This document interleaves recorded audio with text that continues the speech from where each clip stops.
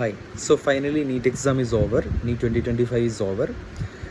Review അനുസരിച്ചിട്ട് exam മോഡറേറ്റിനേക്കാളും മുകളിലായിരുന്നു. അത്യാവശ്യം tough തന്നെയായിരുന്നു എക്സാം.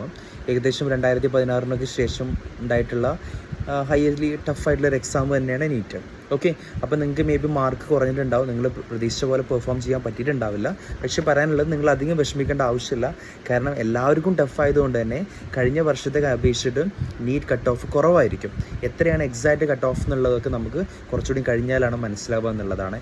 എന്തായാലും കഴിഞ്ഞ വർഷത്തേക്കാളും വളരെ കുറവായിരിക്കും എന്നുള്ളതാണ്. നമുക്കറിയാം, കഴിഞ്ഞ പ്രാവശ്യം എന്ന് പറയുന്നത് ഒരു 670 ഒക്കെ വന്നിട്ടുണ്ട്. 670 മുകളിൽ വന്നിട്ടുണ്ട് Kerala cut off. All India cut off തന്നെ 650 അടുത്ത് വന്നിട്ടുണ്ട്. സോ ഈ പ്രാവശ്യം അതിനേക്കാളൊക്കെ ഒരുപാട് കുറവായിരിക്കും എന്നുള്ളതാണ് നമ്മൾ പ്രതീക്ഷിക്കുന്നത്. ഓക്കെ, കാരണം ഫിസിക്സ് അത്യാവശ്യം ടഫായിരുന്നു. പിന്നെ നമ്മൾ ബയോളജിയിലോട്ട് വരുന്ന സമയത്ത് ബോട്ടണി അത്യാവശ്യം ലെങ്തി ആയിരുന്നു. ട്രിക്കി ആയിട്ടുള്ള ക്വസ്റ്റ്യൻസ് ആണ് വന്നത്. പിന്നെ ടൈമിൻ്റെ ഒരുപാട് പ്രശ്നങ്ങളുണ്ടായിരുന്നു.